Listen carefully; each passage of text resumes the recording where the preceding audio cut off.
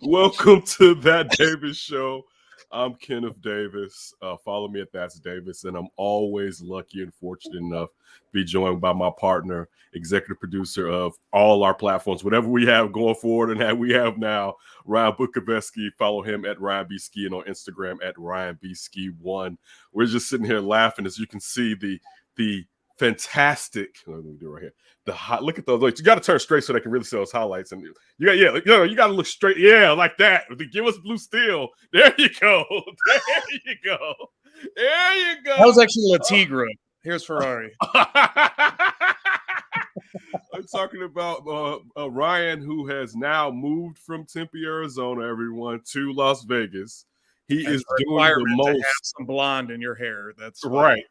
He's doing the most in the best sense of getting his, I don't want to say sowing his oats because it's grander than that. All right. He's living his life. It's more like Johnny Appleseed spreading the apples around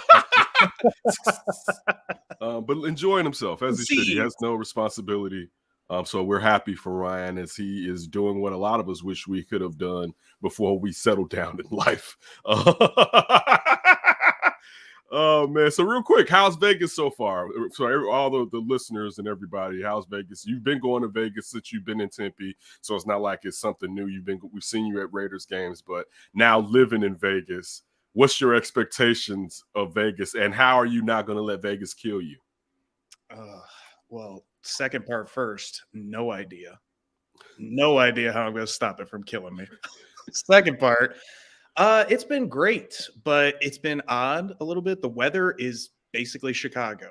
Like it is gray every day. We actually got rain. It's been 50 degrees, so it's not been nice, but everything besides that has been phenomenal. Like it's just the buzz and the energy of Vegas that really gets it going, even though I'm not anywhere near the Strip and I haven't been to the Strip at all since I've been here. But you just feel it's like Vegas, baby, Vegas. Like every time it just kind of comes out and you just feel it.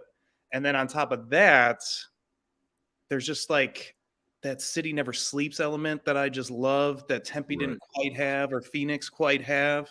Maybe Phoenix, but I was kind of far away from it.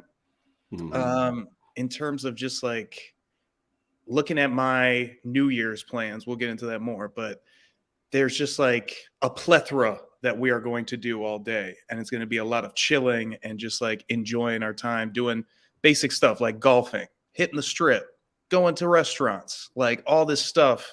And it just feels so right in Vegas compared to Illinois, just because from when I visited, it was too damn cold. Too damn cold, man.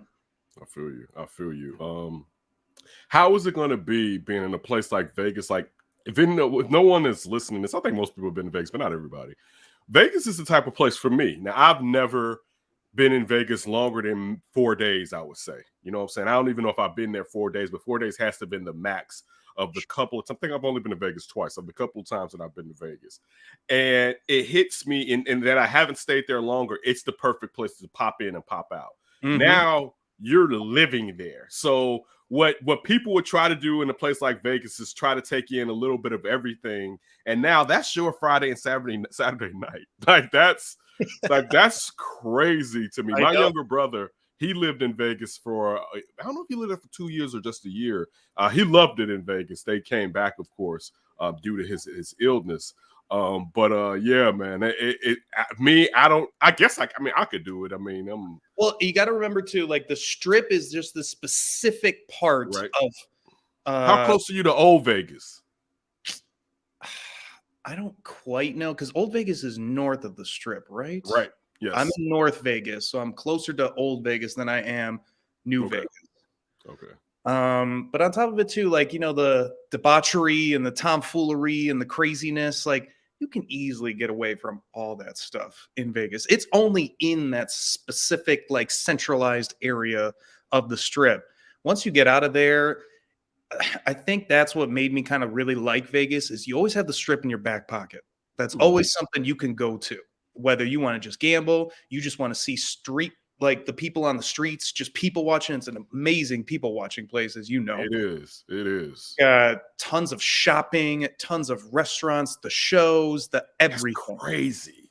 The shopping alone To have that shopping regularly, like that's, I mean, yeah, that's not, dude. That's like me, like living around the corner from the Magnificent Mile, basically, right, like that. right. Yeah, And crazy. that's really what it turns into Let when me you just get go to the Bellagio and check out what they have over here at Versace, right? Oh, and of course, did you see the like Bellagio mall area that they have that connects like all the major hotels in the strips? They've got like an underground mall thing. No, Yeah, yeah, really? Oh, yeah. It's almost like what is that it's like in the Chicago? Pedway. Yeah, The Pedway. the Pedway, but just commerce. What's it get? I know when it gets. What's it like if it's 50? What is it like 30 at nighttime? 35 at nighttime? Yeah, I didn't check the temp, but I think it's low 40s, high 30s. Okay. It's not close to freezing. Like it's freezing outside, but we're not worried about any frost or anything like that. But when you turn the hot tub all the way up to a nice turn the hot. You may as well let them see the hot tub, Ryan. Oh man, can I even get it? Yeah. Excuse the mess. Look at that back there, everybody. It's living it up. Now all the stalkers are going to come find me. I know, right? Cool. That's where he's at. Exactly. You're going to wake up. It's going to be stalkers just all up in the pool and everything. But yeah, that's great. I'm happy for you, man. Just be careful. Take care of yourself. I don't do too much. But the one positive, I guess, if you will, a lot more mask mandating here in Vegas than Arizona. Okay. That's good. They still don't have a crazy mayor, do they? Is she still in office? I'm not sure. Let me do some digging on that, and I'll report back. Let me see if I'll probably see her on the strip. Right. Right. Hey, aren't you the mayor? Or were you the mayor?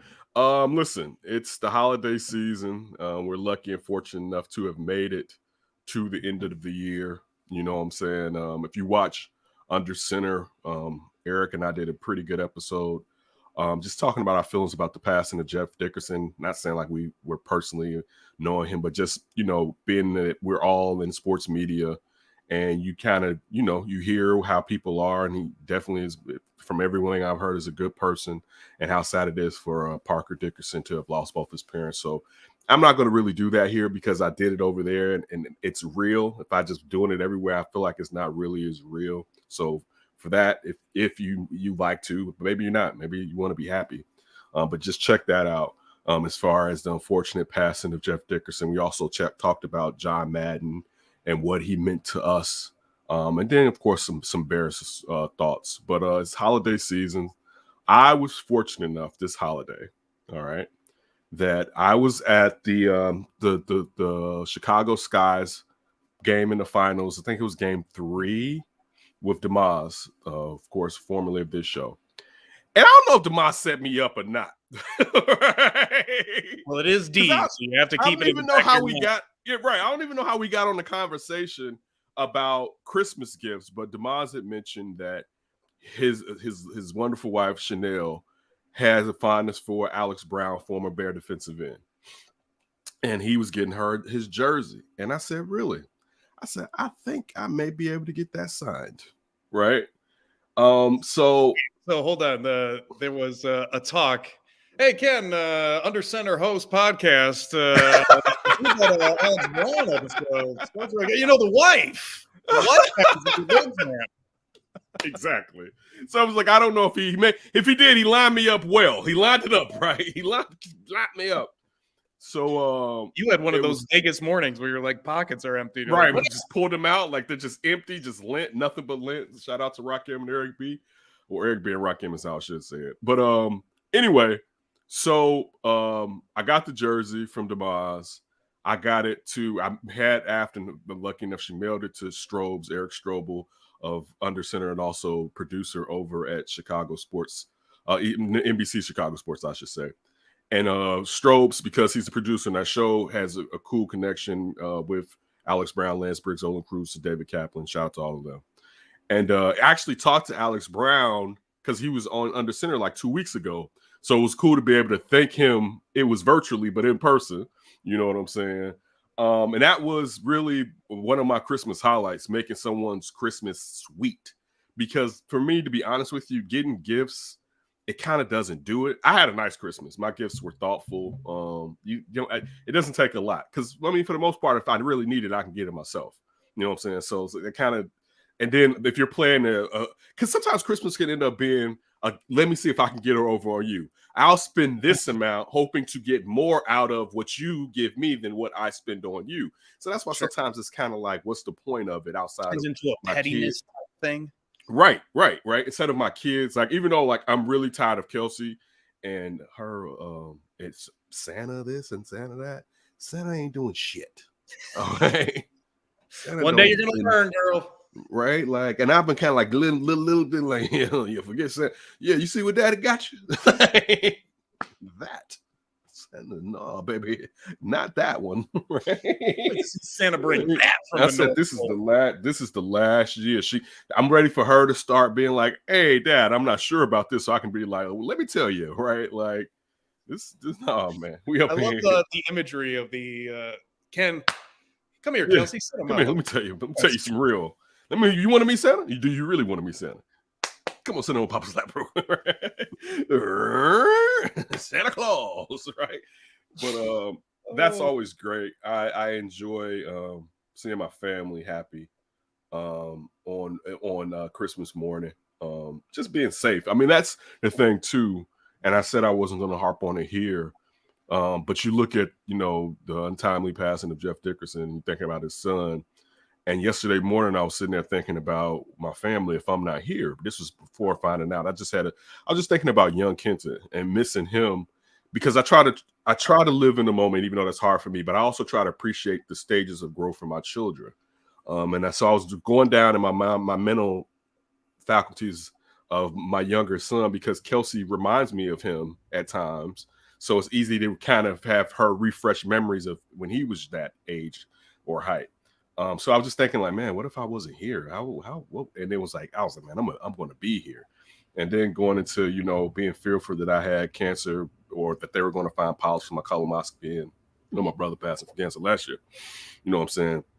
So it makes me happier. It makes me want to appreciate these three individuals here who mean the world to me. You know what I'm saying? Through ups and downs. Let's say we don't get on each other's nerves.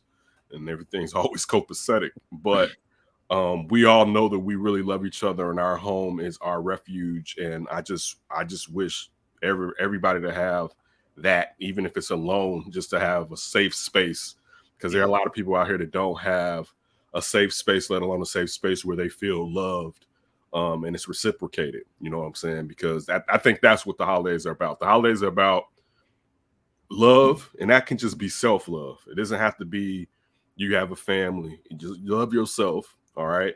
And then renewal, and because getting to the new year and thinking about, and I'm not a New Year's resolution person, you know what I'm saying? But I do expect better out of me this year than last year. Right. And I'm already in my head trying to figure out how to stay on that path, how to build in built-in redundancies so it triggers me to get back on the path quicker than sometimes where I've stammered off of it a little bit longer. And to me, that's what the holiday season is about. It's not about gifts. It's about spending time. I didn't spend time with family members. After this auntie got on me, she was right. Shout out to Aunt Meg. She was like, you could be dead. And she's right. I could be dead. And I didn't see any family on Thanksgiving or Christmas this year. At least Thanksgiving, I had the Bears game, the built-in Bears game excuse. I'm working. My brother got to work, right? Got to work, right? But I didn't even really have one. Even though I still, because After Family does Christmas Eve, I got my booster Christmas Eve morning. So I did not feel right Christmas Eve. All right. Like I had to, like, whatever that is when you get vaccinated and it feels like the compression right here. I felt that. But yeah, anyway. My holidays was great. Ryan, what about you?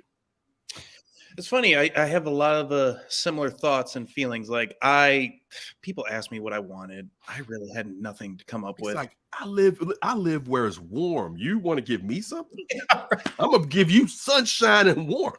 What are you talking about? You see this tan? I'm here to give. Exactly. You see these highlights, baby? gifts. All right, presents. But it was good. I had a lot of like appreciation giving gifts, and it felt really good. Some of the stuff I got, I think I really like nailed some gifts for some people. And just like you brought up with D, like it just feels good when you like get somebody something that they really wanted. And I had no like, where's mine? Like, and I love how you put it just there, how it's, love yourself and renewal. I think in that in between is appreciation. Like that's what the holidays are about. Appreciating what you have. Like it drives me nuts, honestly, sometimes hearing how people bitch and complain about things when I see documentaries of like people in South America on Garbage Island and they don't know anything else. And what do they do for money? They find recyclables. What do they do for gifts? What's in the trash? What do they eat? What's in the trash? What do we build out of our house? What's in the trash? Like, you got a good life if you're above that. Like it's all about appreciation. Even if you don't have everything you want, even if it's not the best story that you could have written, you got things. And that's what you should be happy about. Right. And if you had the chance to share it with some people at Christmas time that you really care about, it doesn't have to be Christmas Day, not calling you out over here, but just Christmas time, that's all that matters, that you have that and you care about that and you appreciate it. And I think that's how you set yourself up in the new year. Because I'm with you too. We've talked about this on the side. The goal is just be better than this year in so many different facets. Like it's almost like Kobe Bryant part 2 again. Like I want that Mamba mentality all over again, where it's just like carry that over, get that hard work going, really try to make some dent. And it's funny, like a lot of times when you try to accomplish a New Year's resolution, you just think like it's all or nothing, right? Like I either did it or I didn't do it. But when you make strides in multiple areas, even if it's just like a half step, and then it all adds up together, you made a big leap as a person. And if you just keep doing that over and over, you'll be shocked at just yourself how much better you get at anything and everything. Right. So for me, the holidays were very optimistic. I was very appreciative of what I have. And, it's capped off with me moving to Vegas. Like you said, we're joking around and having the New Year's. Like there's just nothing for me to complain about. And I want to be the type of person that leads with that appreciation example. Look, how long does it take for you to drive to the strip from where you are? Max 30 minutes.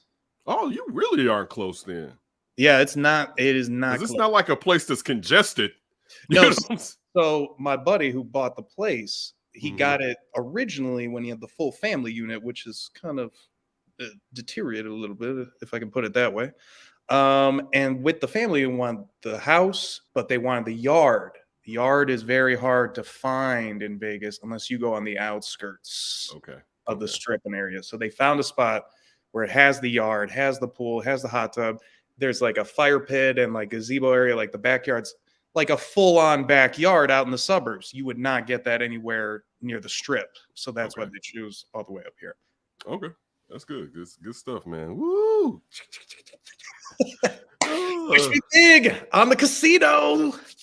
Yeah, just don't blow it all, bro. Don't get your kneecaps smashed up. All right. Oh, don't worry. That's not my vice. If anything, that's the roommate's vice. He's the like, man, I mean, I'm not a gambler, but I know I can get easily addicted to things. Gambling what? Right. So it's like thinking about it, I have to get the money out for the fantasy football. I meant to do it the other day. I need to. Yeah, I got a bone to pick with you on that. What's wrong? How in the hell did I not finish third? No, I didn't have anything. It shows you where everybody finished. What? I didn't pick who was third. If you go to it, it'll show you who finished first, second, and third. I have no bone in that. Who did you play? Who was your last game against? I lost in the semifinals. Because Daryl is third. Oh, but see, Joe won it all. But where does it say? What does it say? Third. No, hell no. Finish third. Hold on. Finished third. Listen, why did you put this in the email when I sent the email? Does that make more sense? Hey, I finished third. Well, to be honest, I wanted you to break the news to Daryl. he should know if it's. Oh, man, I'm mad now. If I got this wrong. Wait, ESPN. There we go. That's right. Taking me out of my bronze. I wanted that bronze. Whatever. You should. Trying to I keep should have. it You up. should have let me. If you would lost like you should have, so I would have played Daryl next. I could have won the money. Joe squeaked by. I should be champion right now. This is BS. That's the real issue. You're right. The real issue is I and my then I numbers- got screwed again on the Okay, final let's see. standings. All right, hold on. It says I finished 5th. How the hell did I finish? I think this means in our division, though. Hold up. Go to get us out of here real quick. I'm sorry for everyone that's watching this. This is important stuff. No, this is important stuff right here. All right, league final standing. No, that ain't gonna do it. Go to playoff bracket, and Does it even say? It did. I'm telling you, it said. I played Sid in the you third place game. Wait. League history year by year. You hearing this, America? Throwing his producer under the bus into 4th when he I'm clearly trying- earned 3rd. I really do. I want to be fair. I don't final standing. No, that's still not right. All right, we'll figure this out. This isn't the time for that. People are and want to hear about that. I'll figure that out. I'll go in there and see if I'm wrong. I'm getting a lot of tweets, a lot of emails, a lot of personal texts. When I released the news that I finished 4th, they're like, "Boy, you got robbed. You got robbed." Listen, so everybody, just so you know this, when I send out, for our league, we have something I've started where just to kind of keep people, give them incentive to keep playing throughout the year, you get $5 if you have the highest score for whatever weekend that is, for every week or whatever, right? So I send out the tallies for the $5 so everyone, because usually guys know, wait, I had at least 2 or 3 weeks. So just so you can check and see if I'm right or wrong before I send out the money. And I don't have the money. It's in League Safe because I don't like keeping it in the house because I may go and have to use it. And then I have to pay y'all back my own cash. That's your cash, but you get what I'm trying to say. So I prefer to have it in League Safe. And plus, I can send it to you throughout the country and I don't have to worry about actually sending you money or Zelling you anything. All right, so I don't have the cash. So I'm checking. And Ryan, when I sent out and said who finished 1st, 2nd, and 3rd and who won the best year, should have said, hey, me too, because you got best. You and Daryl tied for best season, right? You both were 9-3. So I said, hey, you both split that pot, which is $65. So that's $32.50. And Daryl gets 3rd. Ken, I'm 3rd. And then we all could have reviewed it and seen who was 3rd or not. But no, you want to create content. That I did that last week. I'm a producer, damn it. That's my job. So yeah, I have to go back and look because I always want to make sure everyone gets their funds, even though I got nothing. I didn't even win a week. As far as I won one. I had one. I had one where I scored like 182 or 177, and somebody scored like 2 points higher than me that weekend. It's like, damn, man. Like there was a lot of that this year. Yeah, it was. It was Chi-Town. Chi-Town. That's Sean. Sean, the running ace is Sean. Patrick Mahomes, Tyreek Hill combo, and sometimes they go off like 50 burger each. That was ridiculous. Right. So it was a good year. Hopefully next year I may let the computer pick auto draft for me. I've never let anytime I've auto drafted, it's been by accident where I couldn't log in or I was pushed out. But I'm tempted to just let them draft whatever. Even though I had a great year on the waiver wire, this was my best waiver wire year. I feel like I only twice did I really not get somebody I wanted. So that was cool. Enough of that. And while we're still, unless you had something to add, do you have something you want to add to that? While we're still talking about football and fantasy football, we may as well talk about some other fantasy football, and that's the Chicago Bears and this fantasy that they're actually going to get it together after this season, depending on what happens with Matt Nagy. But more importantly, Ryan Pace and the structure of the team. since Ryan and I have been away for a week or two, we haven't had a chance to get Ryan's thoughts on the last couple Bears games. I had the Bears beating Seattle. I actually had the Bears beating the Giants too. So I got the Bears finished at 6-11. Last week, I wanted to see a little Nick Foles this year. I was like, man, this shit is so bad. I want to see a little Nick Foles, baby. Like, let's go all the way. If we're gonna go to the bottom, let's go to the bottom. Right. If you right, like, let's explore the floor. All right. So I wanted to see that. And one thing, and it's funny because formerly of NBC, now he's back. I think he's at CBS in New Jersey, or Philadelphia area. I don't lie. Siaka Lewis, who was part of lucky to join us on Under Center. He texts us on after the Bears, during the Bears game, like, see, this is why I said, why did they bring Andy Dalton in there? Because he loves him some Nick Foles because of Nick Foles and his affinity for the Eagles and winning the Super Bowl. So it's like, this is what I've been talking about. It's like, okay. And I was like, I did think that this crossed my mind. We sometimes forget how bad the offensive line that played in front of Nick Foles was last season. Yeah. Like, they were terrible. Like, and especially they were terrible because you're running plays that they couldn't block, and then they looked really bad. And you had guys playing out of position before they kind of settled on that 5 towards the last 4 or 5 games of the year. But Nick Foles, who can't move, all right, not to say that he's a great quarterback, but you had the worst offensive line in football in front of him last year. Not saying that starting him this year was going to make some difference or anything, but just I want to point that out. Looking at how hard, just some positives from the Bears this season. Can I do that? Mm-hmm. David Montgomery, Lordy, that beast, that man, and how he takes his job and is so professional and so grueling to defenders. There's a lot to be said about the hard work that he puts in. Talk about he did that speed training, you can see it.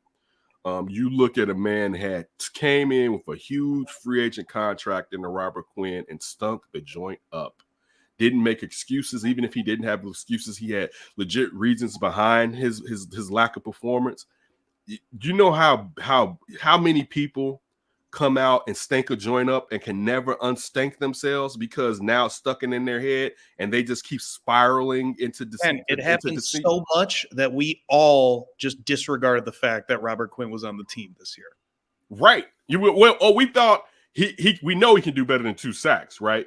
We didn't know he was going to have defensively one of the best Bear seasons ever when it comes to sacks. All right, and I don't even want to just say sacks. For a guy that's not known or is known as being a poor run defender, even popping out, how many TFLs did he have this year? You know what I'm saying? Where you saw him in the backfield, either he tackled the guy or he slowed him down where somebody else can get the running back or whoever was in the backfield. Just the player of Robert Quinn with Khalil Mack going out, just salute. Roquan is being Roquan and taking another step. On the offensive line, I like Larry Borom. I was more interested in the scene with Tevin Jenkins. I was looking at last week's game and I said, wait, when did Larry Borom come in? Right. And he like pulled or something. So he was on the right side. It seemed like he was on the other side of the center when I saw him, the right side of the center when I saw him. So I'm like, wait, but I'm looking like 74 is still in there. And then it's like, oh, Tevin Jenkins got hurt. I wanted to see, because a week before me and you haven't talked, Tevin Jenkins' second game, man, he made a little bit of a leap. Now it's just one game. And you know what I'm saying? But he definitely made a leap. So it'd be interesting looking at those 2 guys and what they may become, but you're still asking a lot if you think you've answered both questions at the bookends of your offensive line with them. I'm not saying it's impossible. We just don't know just yet. Borom more than Jenkins, and Jenkins is hurt again, which is always a fear when you have a high-value prospect and they're hurt prior to ever stepping on the field and then re-injure themselves, even though it's a different injury. Still, I don't know if it's connected to the back, but you look at it being a shoulder and a guy with a bad back, and those things are connected. I'm trying to think what else stood out to me this year as the Bears. Mooney, you know, I like Darnell Mooney. There's some drops. You know, so like I like Darnell Mooney's future, but there was some costly drops. Usually he made it up during that game. But I mean, that's the only reason I'm kind of holding him off of this, because I feel like the other players, there's not something where I could be like, yeah, but he did this. And with Mooney, there's been about 3 games where it was like, damn, son, y'all needed that. You know what I'm saying? So, I mean, he still had a good season, and he was the featured receiver, and defenses had to gear up for him, even after A-Rob went out. I mean, clearly we know where the defense was going to shift their attention to, and it was going to be him. I think that's it. The running game, just in general, like obviously Dave Montgomery is the pinnacle of that, the superstar. But boy, you just think about potential. Like if you want to just be a Bears optimist, you just want to drink the Kool-Aid of what this team could potentially be next year, given that ownership is probably going to do stuff that you're not going to necessarily like. But we all have this consensus: Matt Nagy's gone. With the right coach potentially. Maybe with David Montgomery and Herbert actually using them to their best abilities. You mentioned it, this offensive line, it's better than it was last year, but there's still a long way to go. But they were a terrific run blocking offensive line for most of the year. Mm-hmm. We obviously have the issues with the pass protection per usual, but we know that part of that is just the scheme and play calling as well. We can't just put it on the offensive lineman. And I'm with you. I really am encouraged. I go back to that new philosophy of coach. Maybe with the right coach, we actually put Tevin Jenkins at right tackle where he's probably better, and you probably put Larry Borum at left tackle where he's probably better, and you feel good about your interior at least being solid once you get another center. I think you're looking at a team, you get why people get somewhat excited about the Bears' young players on offense. It just – you need the right guy running it in terms of the coach and the scheme and all that stuff. And that's where you kind of have to like get a little nervous because you know how terrible the Bears are at doing that. But if you're just trying to look at positives, like that's what jumps out to me on offense. And just defensively, it's like you said, Roquan just being a friggin' monster. I can't wait to see the chip on his shoulder, not making another Pro Bowl going into next year. And he came to OTAs and everything trying to get that contract. He's going to be even more so next year on his last year of eligibility on his rookie deal. Oh, he's getting that contract this offseason or before. I would think so. I would think so. The crazy thing is now you got to fit his contract in and James Daniels. And what value you place on that? And do you do Bilal Nichols? I don't know about that. I don't know about that one. I Yeah, mean, depends on what the market looks at. I feel like Bilal Nichols took a step back. I don't feel like Bilal Nichols took a step back this season.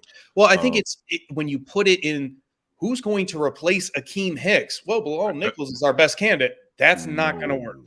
That's not. They're not the same. Those two guys are not built the same as far as what they do.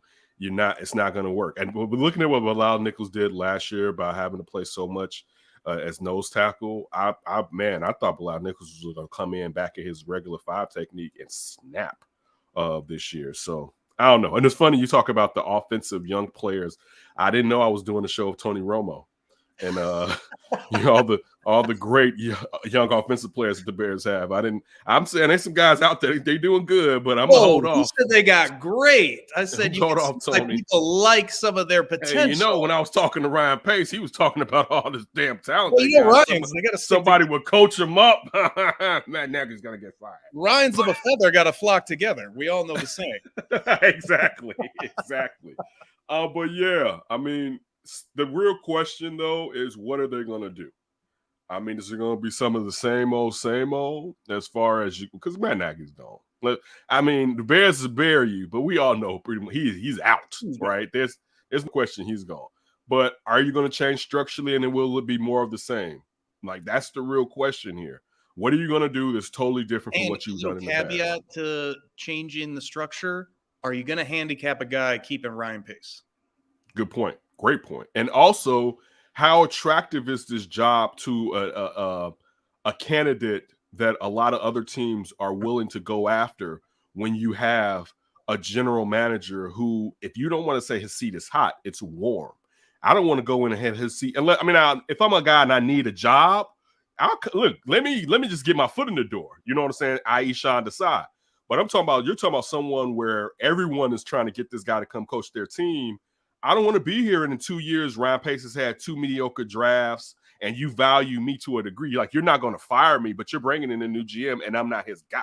You know what I'm saying? So, like, that's how attractive is this job if I don't know exactly how long Ryan Pace is for. Because sooner or later, if the Bears don't win, he has to go. So let's say, okay, you fire Matt Nagy. 3 years from now, you basically only make the playoffs one time. You're going to look at Ryan Pace, unless that one time, and you still see the Bears ascending, and they did a mid strip, so you're like, oh, okay, they got Justin there. But if they're just still playing like this, then he's out. And now, why would I want to put myself in that situation if I'm Doug Peterson, right? I'm a Super Bowl winning coach, all right? And I've already seen, like, I won a Super Bowl and shit went left on my ass, right? Got fired. Yes, and the quarterback, you saw before your eyes the quarterback regress. So this wasn't like, even though you could say I could still put some, I definitely put some of it on Doug Peterson. First of all, they drafted terribly. I don't know how involved Doug Peterson is with their draft, with how they go through their drafts.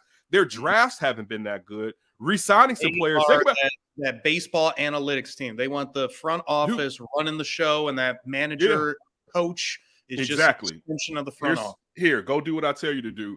Like, it crossed my mind. I was like, damn, I forgot they have Alshon on this team, right? Like, just think like the re-signings they've made. I can't put all of this on Doug Peterson. Carson Wentz went from an MVP candidate to a semi-scrub. You know, I know like this year he's played better for the Colts, but if I'm Doug Peterson, I don't want first rounders. Right. I don't want to be involved in anything similar to that. You know what I'm saying? Now, you don't know until you get there, but I'm sure he's leery about certain situations, being that he's won a Super Bowl and still got canned a couple of years later. You know what I'm saying? So that's even more kind of what I'm talking about. If you're going to stay with the status quo as far as Ryan Pace in the same role that he's in right now with no one going above him, then how open is Ryan Pace to really listening to someone that's above him, that's new in that building? You know what I'm saying? Like, I don't know. It'll be interesting, and we will find this out.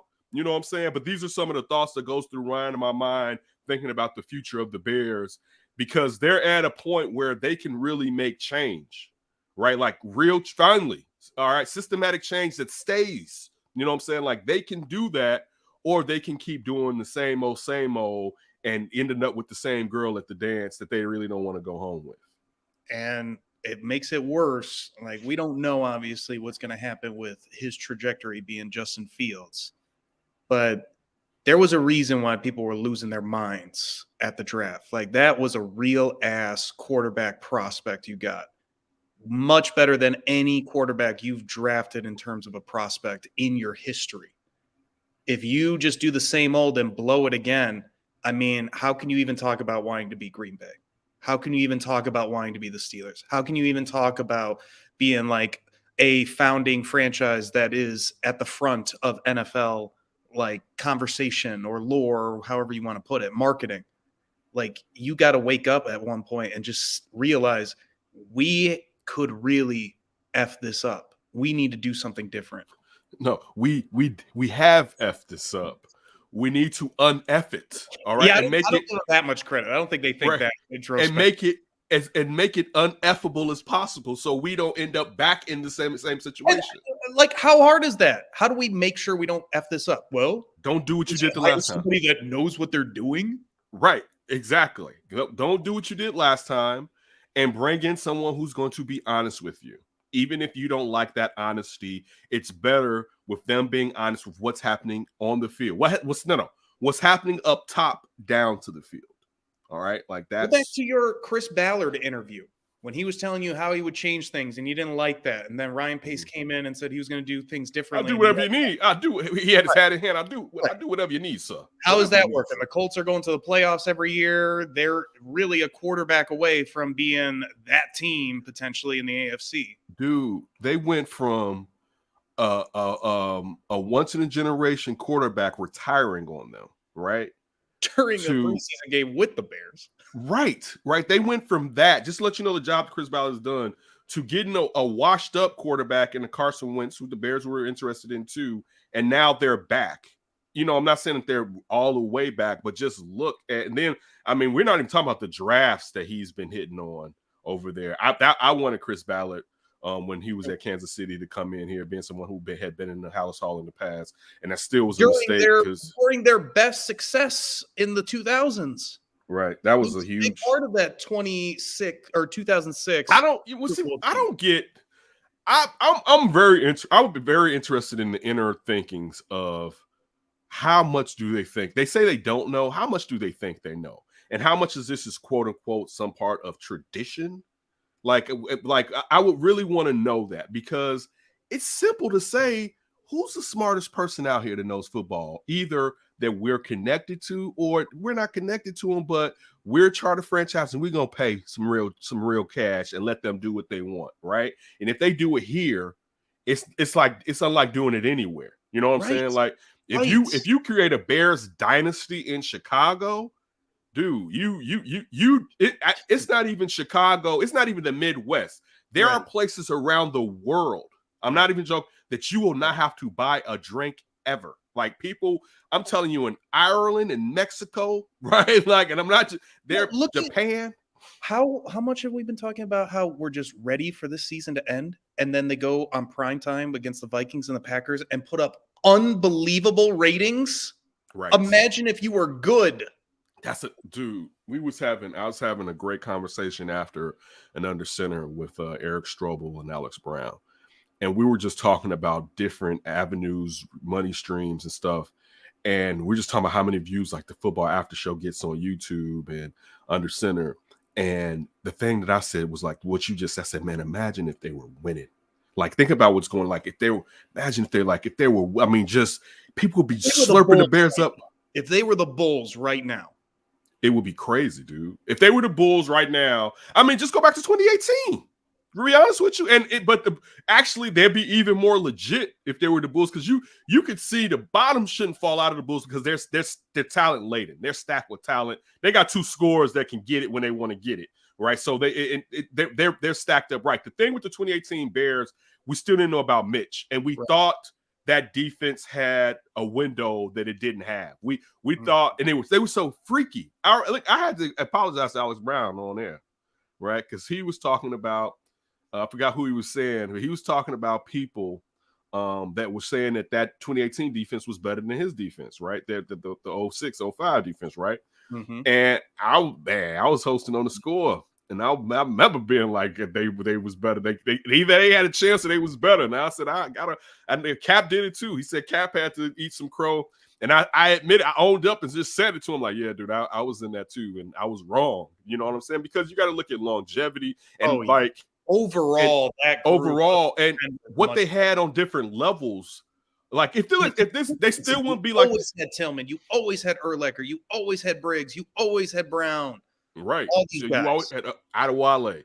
The brief times you had Tommy here, like they had studs on every level. You know what I'm saying? Where their backups, like I remember Hunter Hillenmeyer filling in Israel Adonijay. Oh yeah, Mr. 275 with like 1% body fat. Dude, Mark Anderson, right? Like and that's one thing that Alex Brown talked about, how stacked they were back in those days. That like this, they don't have this type of depth on this team that they have now. And even but they love touting it. Yeah, they love touting it. And I mean, I'll say this: with the amount of injuries they've had this year, there have been some brain cramps, but this defense has played heroically with the amount of injuries that they've had. This defense hasn't really let us down. They've had some games, but it wasn't like, damn, this was a trashy defense. I feel like, man, if they had Khalil Mack healthy for majority of this season, they would have been wrecking some shop with both of those guys coming off the edge like that. You can maybe let alone if Akeem Hicks a little bit too, just for organizational, in the secondary, not necessarily for his breakout play that we've still been waiting. Just like you said, just getting everybody in the right place and kind of knowing where people are supposed to be. But still, it really goes back to what they think they need to do because they own it. They're sitting on a cash cow, and the next decade, they're about to build their own jury dome out in Arlington Heights, and it's a lot of money. I mean, now there's two ways you could do this. You could keep doing what you're doing, and because you're still gonna get paid from the TV contract, and you're gonna get paid when you go to Arlington Heights, or you can do it right, and by the time you're going into Arlington Heights, you already are that team where people are like, oh yeah, and you're opening them up with the team that's Super Bowl ready, or by the time they go there, has been to the Super Bowl 2 times. You know what I'm saying? If you rip this thing and insert somebody who knows what the hell they're doing. All right, it's not gonna lie. It's not going to BS, that really cares about the products in the field and the products inside of Hallex Hall. That's something that Ryan Pace has improved upon.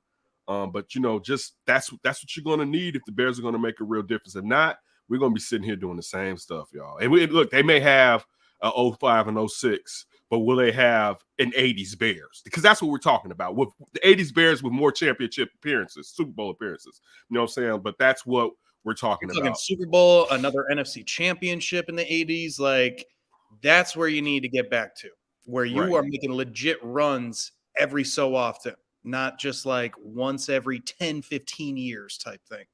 Exactly. And it's just so simple to me. You already said it. We've said it multiple times.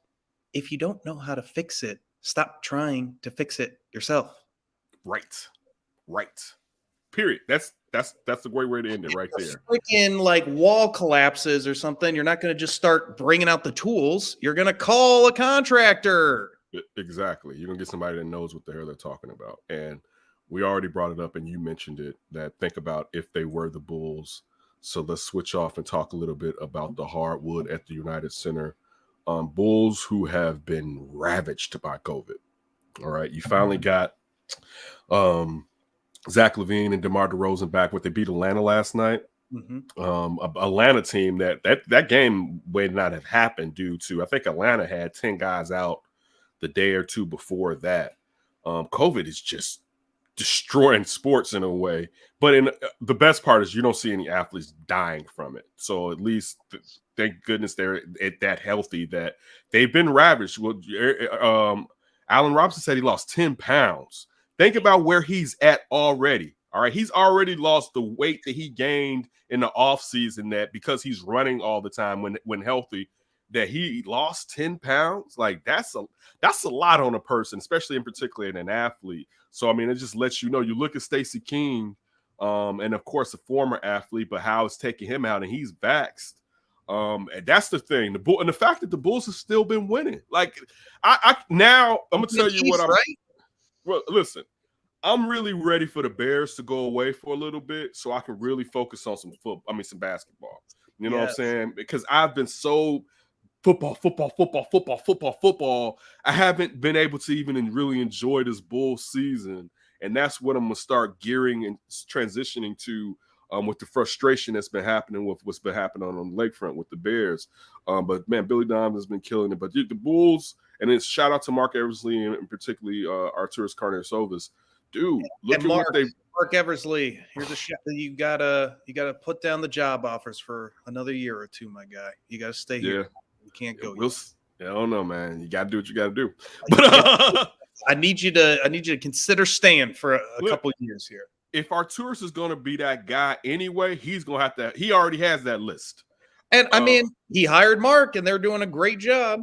Right. So, but look, it's funny. We just kind of wrapped up with the Bears. I don't want to necessarily dredge it back, but we're like, oh, Arturas is running this thing. That's right. We're cool. Right. I mean, and you that. You know what? Because you saw someone who was competent at the job they'd done before, but he didn't hold the hammer, right? So now we see him with the hammer, and what is he doing? He's applying what he did at his last job. All right, one, I want a big that can facilitate in a Vucevic. I basically want a positionless basketball. You know what I'm saying? I want to have big guards, so if we got to rotate, we could switch majority of everything. You want to have P. Will here to be that big time defender that can play basically from your 5 to your 1s, really your 5 to 2s. That means guard that point guard. But yeah, right. So and you see it, like that's the thing. You like, oh, you have a structure, you have a roadmap, right? And we saw them. Okay, so this is the guys that are out of free agency. You know what? We need to be able to score a lot more, right? All right, I'm going to bring DeMar DeRozan in here. We're going to be able to score now. Take this off of Zach. They watched Zach last year. Zach proved to them that he wasn't empty calories. We heard about that throughout the year. You can check out the Running with the Bulls pods and all the Bulls pods, NBC Sports Bulls pods. If I'm Locked On Bulls, all of them are in different places. Sorry, but still, I mean, you say, when you say that, looking what they did, you saw the roadmap. That's kind of why when we were just talking about homeboy with the Colts general manager, Chris Ballard. Yeah, Chris Ballard. Why it made sense to bring Chris Ballard back, because to me it sounded like that man had a roadmap. You know what I'm saying? Just from the stuff we heard about Chris Ballard, from how he was here to how he was after he left. And you saw him use the roadmap here to get you to the Super Bowl. Right. And that's the listen, I don't want an Ernie Accorsi coming in to help out his friends. Right. Right. I want someone who is looking for the best for the Bears, period, regardless of connections. Now, I want them to have connections. And if their connections will do the best job for the Bears, of course, I want them to use those connections. But I don't want somebody where their Rolodex is either we had the same agent, and I know sometimes that's how it works, but I want someone handpicked, just really going to do this. And I know people are always, it'd be cool if they were a former Bear. It'd be cool. I don't care. It doesn't have to be. I just want who's ever former Bears to help lead the charge finding the guy. Yes.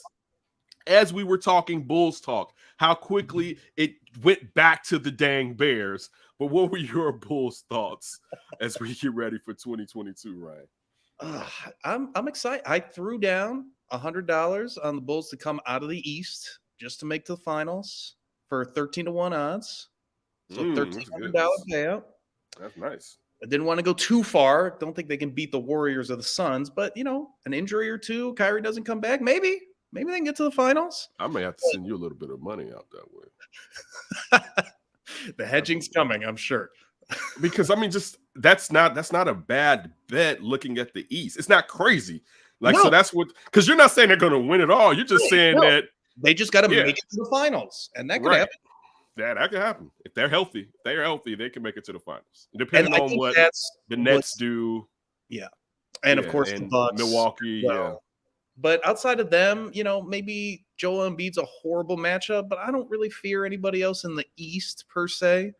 And I think that's just what's so exciting about 2022. Like you said, when we can kind of put football away, and then especially like around that All-Star break when – teams really start putting in the defense and start putting in the stretch run for the playoffs.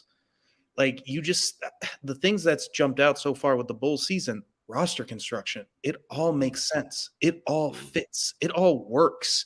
And everything was considered. We need scoring, like you said, and star power. So they went after that. But then they went after depth. They went after guys to give them things that they just don't have that you need. Like simple, basic stuff they all got. And just seeing how this team has gelled, seeing how Billy Donovan has got them going, a big trade could still happen. I don't know if they have enough assets to do it, but we might even be talking in a couple months from now, like, whoa, that bet's looking real good, Ryan. Like, who knows, right? True. If Kobe White turns around, maybe a few reserve players, you get a desperate team that's trying to turn things around. They don't want to pay somebody. Maybe you can scavenge some kind of all-star or difference maker type player and get this thing really popping. But on top of it too, like just seeing the development of the camaraderie between Zach and DeMar, seeing the rest of the team come together. Vooch is finally starting to look like Vooch. Like it feels like things are still coming together. Like they haven't even hit their full max potential. They're getting pretty close, I think, but it still feels like there's still some room to get better. And with more battles, more experience, more of that, this is the expectation on you and we're still succeeding, which is going to create even more confidence, self and team. They're going to be really, really tough against anybody in the playoffs. And they might even hit another gear, which is just crazy to think about because they've been so fun so far. That's a great point. Great point. Well, Ryan B-Ski, it's time for the last up for grabs of the year, man. So, Ryan B-Ski, what do you have for me? Well, we got to do, a review of everything, of course. So how about what was your sports highlights of 2021? What stands out to you in the sporting world? To you, you mentioned that Justin Fields, the trading up that Justin Fields draft, even regardless of right now this season, you don't know where his career is going to go. I still think it was a sound pick. I'm not to the point where I'm like, I don't think this kid's going to get it. So I'm still on the Justin Fields bandwagon. sitting on my seat, talking to Tony, and telling him, yeah, I'm about to go get ready. I think the Bears are going to trade up, and thinking they were going to trade up like another pick or so down, and then seeing the Giants symbol flip to the Bears. That had to be the biggest Chicago moment this year. Like every time they said trade, I'm like Bears. Right. So surreal. That had to be. I'm checking my mental databanks. I think that was the biggest sports highlight. How about some White Sox? That's got to be up there somewhat for you. Yeah, but now see the Sox. See, this is the thing. If you look at the Bulls, see right now what the Bulls is doing is cool, right? Mm-hmm. Come talk to me next year, Bulls, because that's when we're gonna be on that ass. All right. So, like with the Sox, like the 2015 Cubs, the 2020 Sox, so when you're talking about like, all right, so now if we're talking about the pandemic Sox, yeah, I was excited for that, right? But you got to remember last year. Think about it. So last year we lose 2/3 of our outfield, and which is like, and they're the biggest run producers. They're some of the biggest run producers on the team, right? And probably your best defensive player too in your center fielder. So I mean, it looked bleak. Your player, yeah, it looked bleak really early. All right. So for them to the division's weak, of course, but still, regardless, you got to play. For them to hold the fort and excel for so long, it kind of took away from it being like my team. Because at the beginning of the year, I was like, damn, this is over already. The year didn't even start, and it's a wrap, right? So that's why it's funny. And then how they went out, Ryan. Like, see, that's why, like, my brain, it did this to the Sox, like, out, right? Because like they had to beat Houston. If they had beat Houston, it would be up there with Justin Fields with me. It'd be just under because I'm so football deprived. It's particularly a quarterback, but they got their asses kicked, and that in some ways opens up more questions. So that's why I can't. I mean, it's good, but I expect this too. I expect for the Sox to be good. Like they spent the money. Rick Hahn did what he needed to do. They have the talent. Dude, Rick Hahn is lucky they in the lockout right now, because they'll be like, what the hell are you doing? Right? Like, and I love me some Rick Hahn now, but it's like, how are we gonna solve this rotation? Let's talk about second and right. Like, dude, what's the bullpen with Kolpick leaving? Like, we got a lot. So that's why it's not as much like, yeah, and then it's locked out, dog. You know me. I love hot stove. I don't watch the MLB network any more than when this time of the year is when I watch it the most. Right, like I wake up to the MLB network, right? Like, what is the MLB network? Do they just have like that error in programming? It's a great one. I haven't turned to it. I don't even know, right?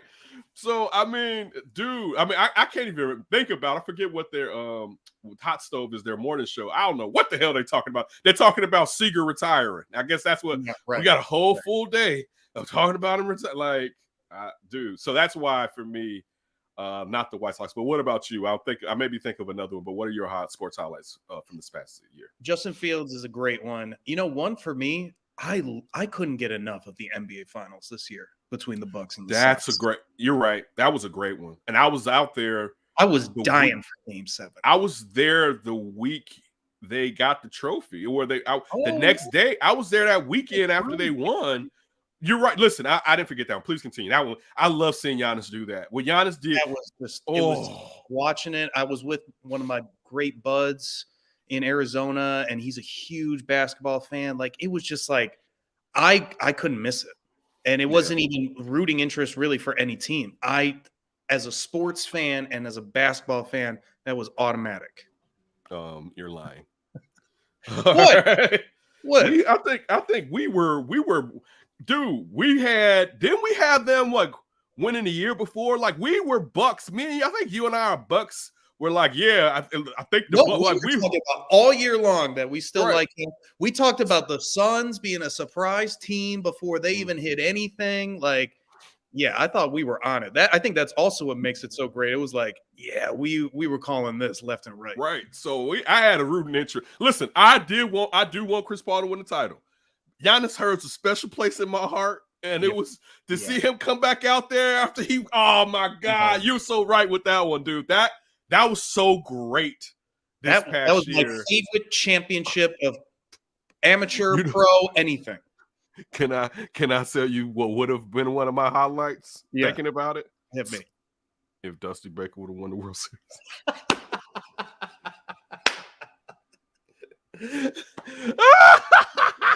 You're right. That is a highlight. No Dusty title, baby.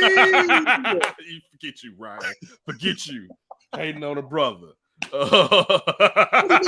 Ron Washington. Come on, I'm still there. I can't let Ron Washington back into the picnic, man. I can't. Come on, he put the bag down. He's good. Dusty, close the gate. Dusty, close the gate. Check his pockets, man. He gonna get us busted in here. I can't close the gate. My gloves won't let me hit it.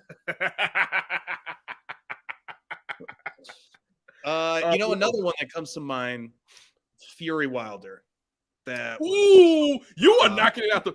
Oh my! Listen, I totally forgot that one.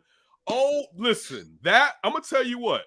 That one, Crawford, what's the dude's name that's the announcer? Porter. Listen, first Fury versus Wilder over that, right? Under that one, Sean Porter and Terrence Crawford. All right, it was some fights this year. You a good one with that one. There was some matches that when you spent your money on that, you did not feel cheated whatsoever. No, that Fury and Wilder fight, I wish, and I understand that, hey, you got to build yourself up to a certain way. I wish Wilder and Fury could get along because that was history. That was an instant classic. You smacked out knockdowns with these giant ass men, and they're just up, dude.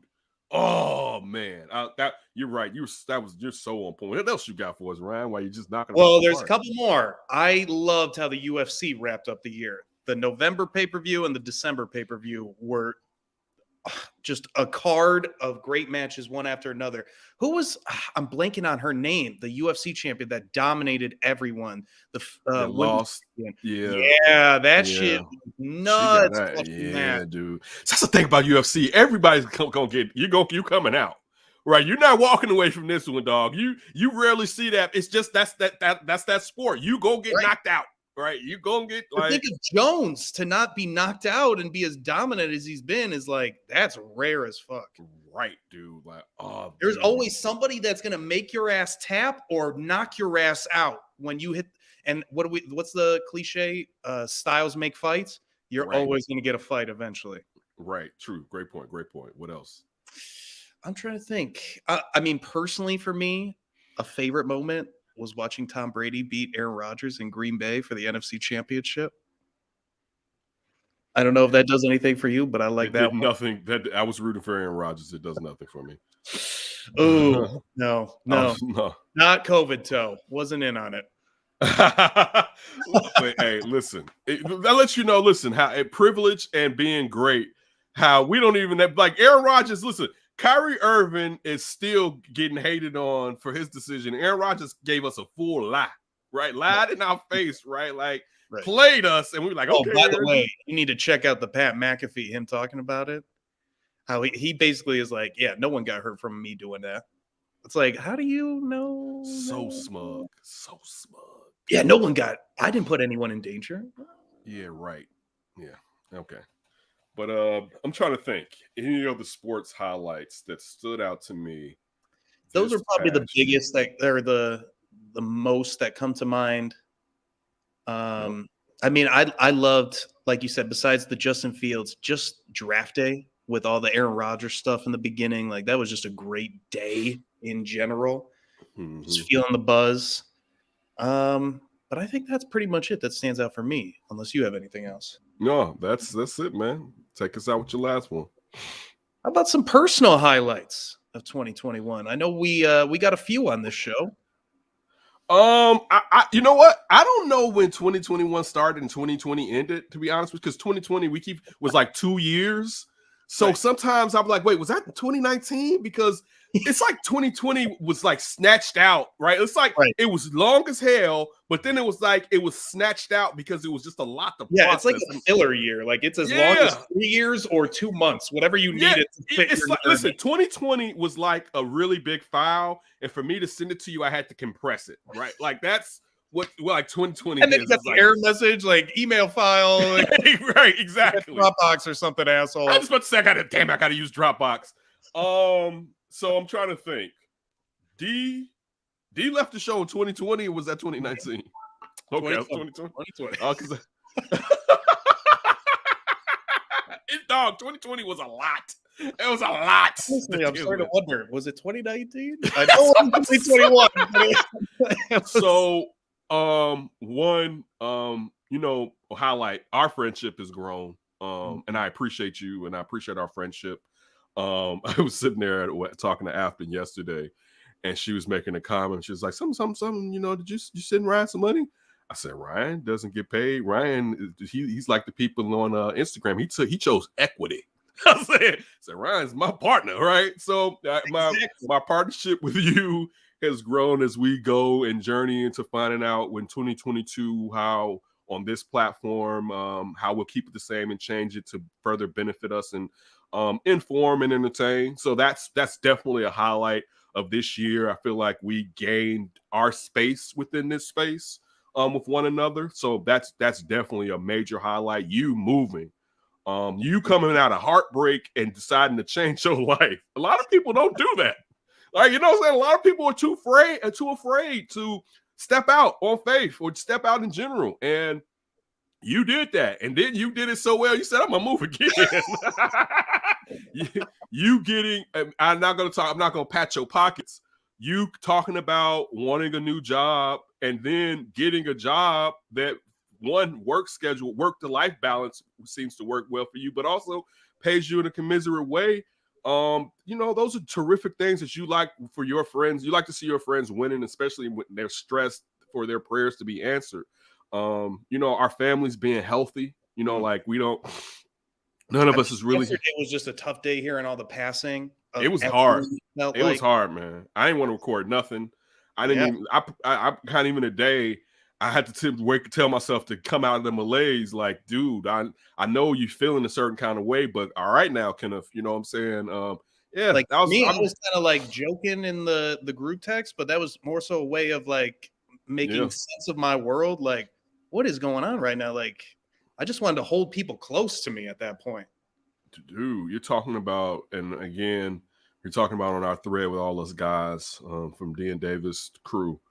Talking about Jeff Dickerson passing, his wife dying 2 years ago, leaving an 11-year-old, John Madden, Harry Reid, but thinking about that he was just 44 years old, man. That's young. That's young, and also looking at how much he accomplished. Like, I would have thought he was 54. You know what I'm saying? With how long his career had been, right? How long he's been a fixture. So like you said, it makes you. I told my family even more. We were just sitting there watching Doctor Who last night. And I was like, man, I appreciate y'all. You know what I'm saying? Because man, it gives me something to keep on going. So those are things. My family being healthy. Definitely under center. I guess that would. So proud of you and what you've done this year with Under Center. I mean, I feel like you're just getting started. I appreciate that. So that, shout out to Cap. Better watch out for the football after show. Don't even play like that. I need Cap. But Tony, Dice, Eric, and Alex, Adam, so that definitely that's been a great highlight. Siafa Lewis, just everyone and finding love. I think that's been a little bit of a highlight this year. And being serious, like being very serious. Tony about to surprise some folks in about. I'm not gonna talk about that man business. I'll leave it right there or whatever. Right. You know what I'm saying? But that is definitely a huge Tony's future love is gonna be a huge part of our Melvin lives. Getting cleared up in New York. Right. Melvin also went through heartbreak this year. He had a 5-year relationship that ended this year, and I had a couple discussions with him to the side about that, but still doing that with I I forgot that show is out now. The Megan Good show that he worked on when Alpo. For anybody that doesn't know, Alpo stayed in full. Yeah, Alpo paid in full. I meant to say threatened Melvin. Came to set and wanted to see Megan Good, and Melvin was the only thing to stop him from getting to where basically she was at, and he basically was like, "Oh yeah, and I'm Alpo I'm Alpo, right?" And I was like, "Oh my goodness!" So Melvin being alive is a big highlight. I'll say this too. I was kind of sure that when I had my colonoscopy, they were going to find polyps because I had them. And to a certain degree, I was preparing myself mentally because the polyps I had in the past, and I didn't know this until the last year and a half. My polyps I had in the past were in the middle of being benign and cancerous, which that's a trigger. So they like that. If you have something like that, they want you to be back in. I was supposed to have been back in, and I procrastinated. So to go there and think after getting a colonoscopy that, okay, this is going to take, I think things are quicker now than a decade ago when I had my first one. So probably about 2 days I should know these test results. It was on a Monday or Tuesday. As you know, my test results to, asking doctor, so, how'd it go? And I'm sure I was thinking she's going to tell me how many polyps she removed. And she was like, there was nothing there. To go from getting my mind mentally ready to perhaps fight colon cancer, to be honest with you, that's where I had gotten myself to not have polyps. And there's a chance that after I get tested again in 5 years, I won't have to go back in 7. And I mean, I'm eating better than I was a decade ago, and I'm gonna eat better than I am this 5 years as I try to improve my health and my mental state. So that was that little stuff like that. Still the sadness. And of course, the loss of my bro. That pain's always going to kind of be there, and it resurfaces from time to time. But it was a lot of victories for all of us this year. But more importantly, through what's this new normal of the pandemic, we're still here and we're resilient. Right. That's look at all of our crew and how it's a shoulder, a hand lift you up. You know what I'm saying? And everyone's trying to do their thing and look out for each other. And those are the things that sometimes you take for granted. You know what I'm saying? Like back to what we said earlier, appreciate those little things that, like, if it was gone, you would miss it. Right. Appreciate it. Cal getting hired at NBC. You know going what I'm saying? To Bears games, getting We Are Regal Radio. Right. So just seeing where Josh is at, you know what I'm saying, and where Drew and everybody with Regal Radio. You like to see people win, and it's even greater when the people you're connected to are winning. You're a weirdo if you just want to win by yourself. And I know sometimes, innately in us, we may have that. If you have that, you better tell yourself I'm bugging. You know what I'm saying? But that's going into next year. Hopefully, I'm talking. I shouldn't say that. Going into next year, knowing how hard I'm gonna hit it. And that as of right now, I have my faculties, and the only thing holding me back is me. You know what I'm saying? Like, how much am I willing to put in and work it out? You know what I'm saying? So, those is 2020. What you just said, like, we saw some victories just across the group, or like across the board for the crew, and nobody's fat, nobody's satisfied. Everybody wants to just take it to another level. And then when you just get a couple victories, that's what gets you to push harder to that extra level. That's what makes you be like, you know what? I can freaking do this. Right. And that's it. What Ryan just said, I don't care what you're doing, big or small, you can do it. If you press, you can do it. You know what I'm saying? Now, I don't know how crazy your dream is, but if you really put your nose to the grindstone, you may not listen. If you shoot for the moon, you can land in the stars. And I'm not just saying that to say it. If you can shoot for something, and you may not end up where you thought you were going to be, but you can land someplace where you like, damn boy, thank goodness I shot just for it. Say, like, let's say you want to be president, whatever the dream is. You'll be amazed that going on the journey might just lead you to a destination you didn't think was possible that you're so grateful for. And it might not be the story or the dream completely, but we all know dreams are when we happen when we're sleeping. We live that real life, and we got to make it our own. And if you can find that happiness, that's all that matters. So for Ryan and myself, thank you for spending time with us. We always appreciate it. Hopefully, Thank you for another great year of listenership. Thank you. We appreciate it. We're going to bring you an even greater year next year and the year after that as we refine this. We've kind of, I think, figured out how this new thing is going, and we're going to continue to figure it out. Definitely want to, accentuate the frosted tips. Yes, the tips. We always appreciate it. Ryan, thank you. Be safe out there. Ken. You be safe. Be too. safe. You be safe. I'll be safe till Friday, I promise. I'm